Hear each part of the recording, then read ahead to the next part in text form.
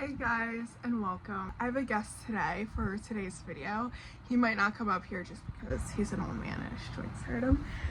But today I am asking my son Bullet to choose what I'm going to read.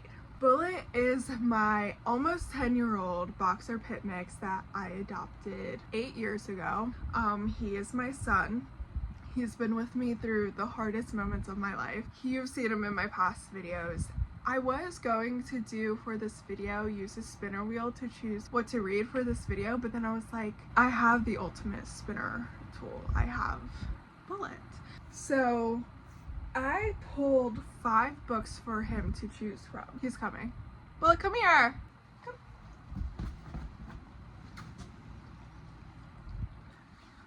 Yay! Hi. You can jump. You can go. So I pulled 5 books for him to choose from, and 4 of them I'm already started. 1 is a new book, and I really need to start reading some of these or finishing some of these books that I started.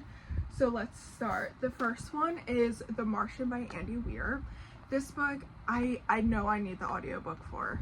I've been trying to raw dog it with my eyes, and for some reason it's just not working. I just know if I had the audiobook and a long drive, I would knock this out. I have Air. Oh, I didn't start this book actually, so I have 2 new books. Air by Sabaa Tahir. I really want to start this one so bad, so bad. There's a reason why I haven't really started a new fantasy yet though, and that's because I'm in the middle of a series right now. Well, 2 right now, and I would feel bad starting another one without finishing. So that one, and then I have Holly Jackson, Not Quite Dead Yet. I want to read this so bad. I love Holly Jackson. Look at these sprayed edges, quite nice. I started this book, The Library of Flowers by Elsie Chu. This book, I'm about 87 pages in, and this one is a little difficult for me. And then I have Curious Tides.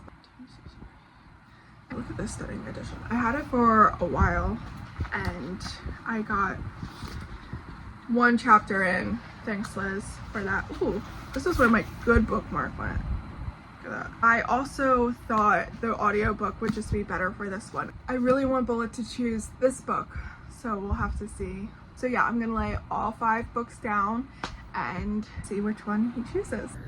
This,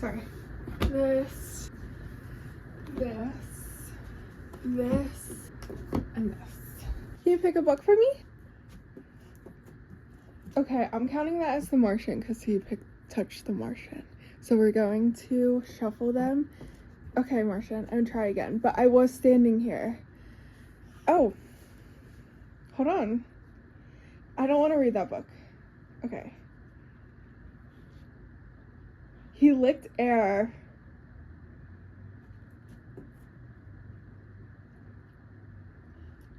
He licked Martian.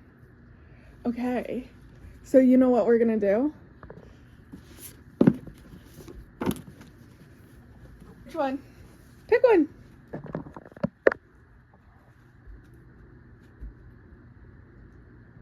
Okay, I'm gonna try to do this as even as possible. No, come here, come here. See, I have it in both hands, both. And I'm putting it here, and I'm backing away.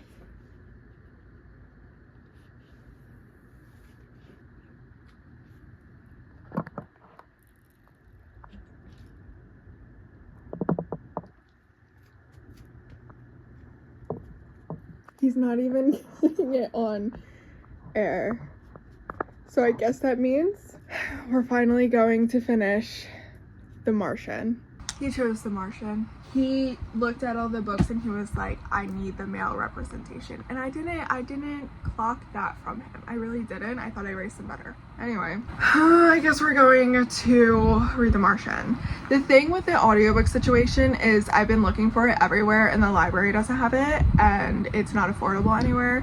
But Audible was like, hey, do you want 3 months for 99 cents? And I was like, yeah. They're like, okay, everything's on sale now. So now I can get The Martian for like 50 cents. So I'm gonna do that, and we're gonna listen to The Martian, and maybe I can finally finish it. Yay. That's gonna be the goal for this book. I don't know if we're gonna do a second book in this video. It's just gonna depend on how long this book takes me to read. Maybe we'll do 2 books. So after I finish this book, you will choose from the other 4.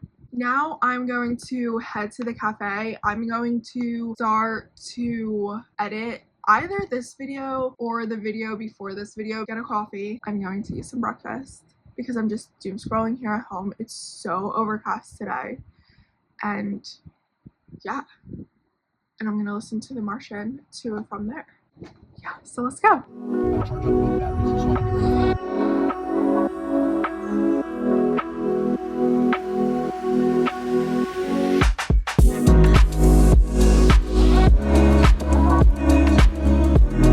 I'm taking Friday off from listening to The Martian so I can give myself a break from listening to Wil Wheaton's horrible take on how to read an audiobook. Excuse my red face, I just got out of physical therapy and I'm a perpetual tomato. Anyway, so I'm gonna listen to Audrey Hobart because I've been depriving myself from her album all week to listen to The Martian, and it's Friday, so I'm going to listen to it.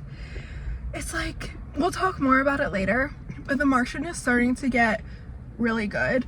And I'm remembering with Project Hail Mary, it started out slow, and then I was like, okay, wait a second, we're getting somewhere. And it ended up being a 5-star read. I don't know if this will be a 5-star read. There's no Rocky, but it's looking up. It's not like a dreadful read anymore.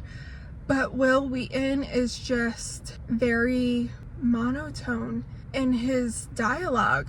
And the only dialogue that he switches up between characters is ones that have accents. It's just, I'm not impressed. We're listening to music on the ride home.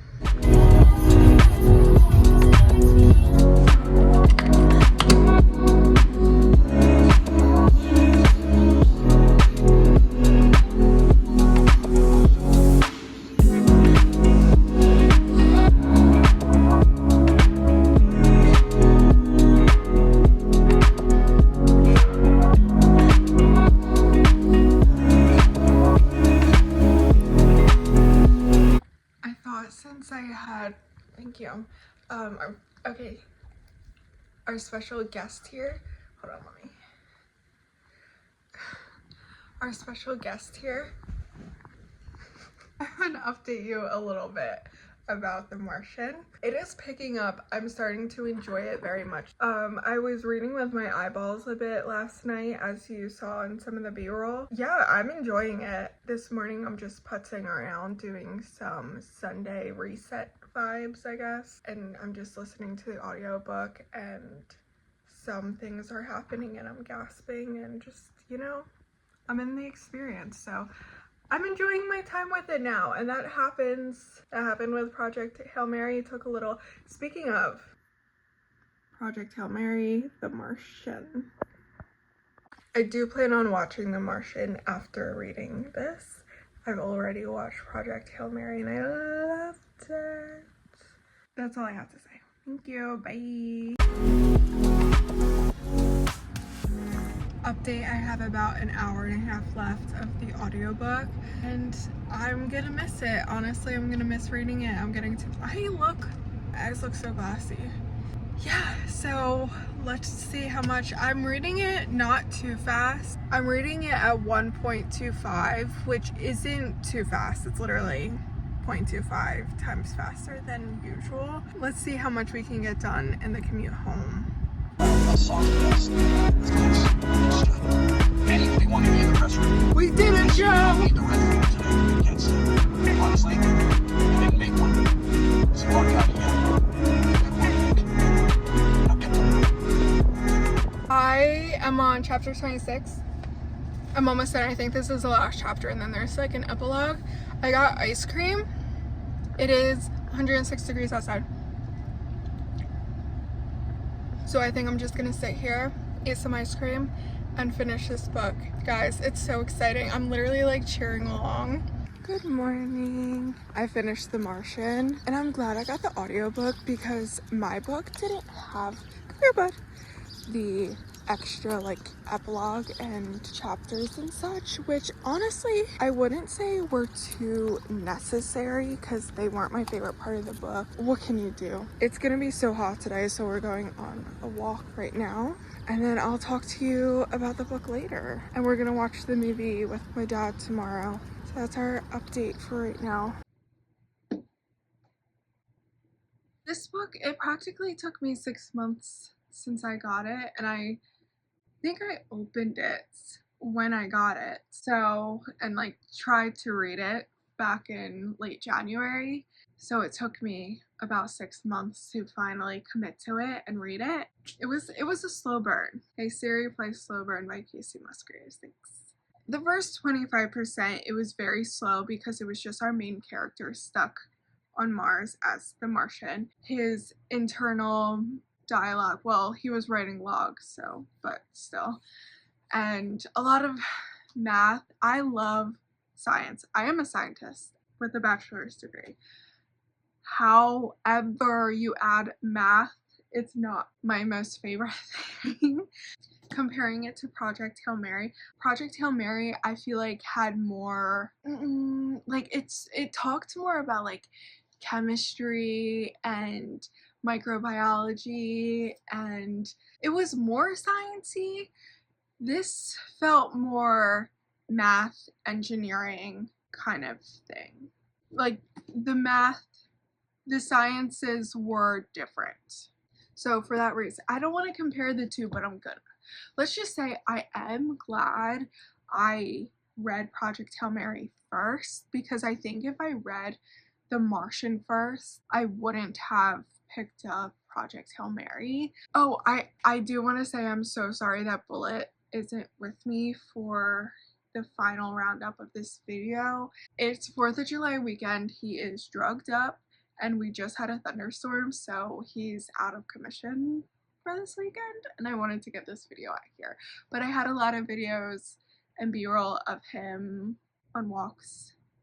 So the first 25% was very, very mathy, and I'm not gonna lie, I just like the audiobook for the fact where I was just able to drive and listen, and when he started spewing out numbers and whatever, I kind of let myself just focus on driving. But if I were reading, I would feel like I was skimming and cheating at reading. About a little, when we got past the 25% mark, we introduced more characters and their point of view, the people at NASA, and I was like, okay, we're getting somewhere, and I started enjoying that. That was actually before I got the audiobook. Once those two point of views started meshing out more equally, I liked it a lot more, and just the audiobook was a lot more enjoyable than reading it with my eyes, in my opinion. Just the type of book. Still kind of comparing it to Project Hail Mary. The humor, guys, I loved Project Hail Mary. Project Hail Mary was a 5-star for me. This I'm giving 3 stars. I think on Goodreads I gave it 3 stars. On Pagebound I'm giving it 3.5, just because I like the ending. The ending had me just like, yeah, rooting along, which you saw. Oh, yeah, so there were a lot of like funny moments, and Andy Weir does have humor in his writing, and I think that's why he does successful sci-fi, is because they're humorous and they're easy to read for the most part. Some honorable mentions of what were funny. These aren't spoilers, but I enjoyed falling into them organically. So if you plan on reading The Martian and want to just skip a little bit of this video, you might want to do that. One, I did show a little clip where NASA was talking to Mark, who's stuck on space, and said, we have a space probe coming to get you. Its name is Iris. It's named after this god who's like the god of rainbows. And he said, gay space probe coming to save me. Got it. And that made me LOL. Literally.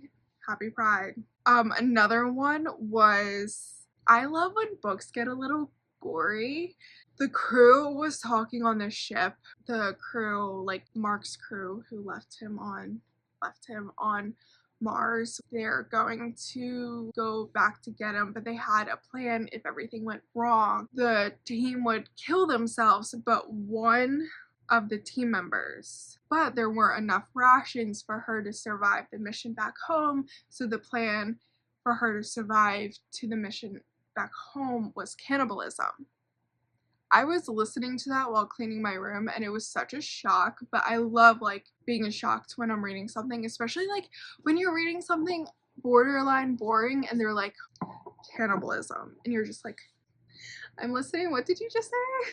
But it got funny because it didn't resort to cannibalism, and one of the astronauts was like, so tell us, who are you planning on eating first?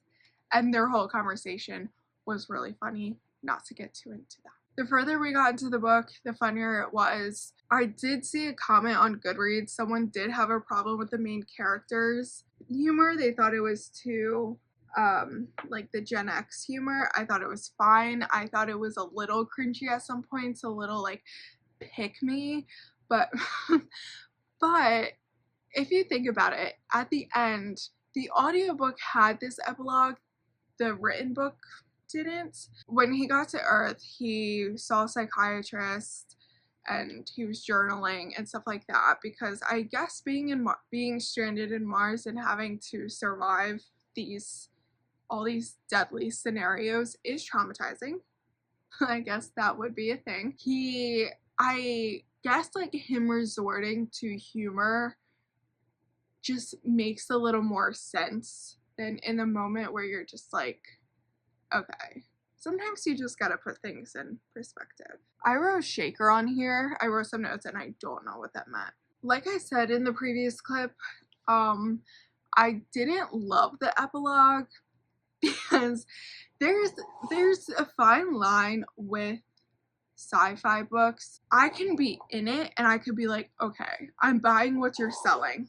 I know it's fiction, but you know, there's moments where I'm like, okay, literally could picture someone on Mars, have to remind myself that humans have not been on Mars. Then something will be said and I'm just like, you lost me, you took it out. And during the epilogue, they were talking about space hospitality, just as, what are you gonna do next? Here's an option.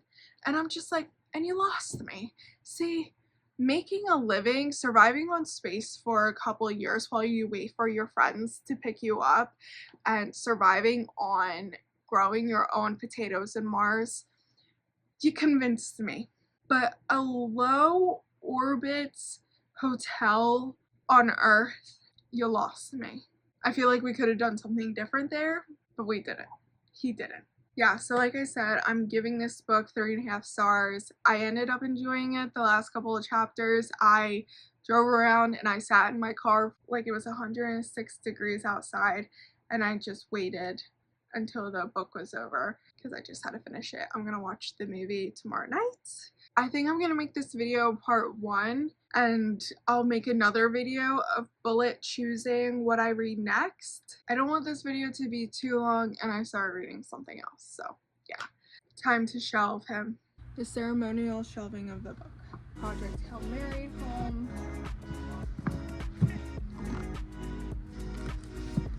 Running out of space.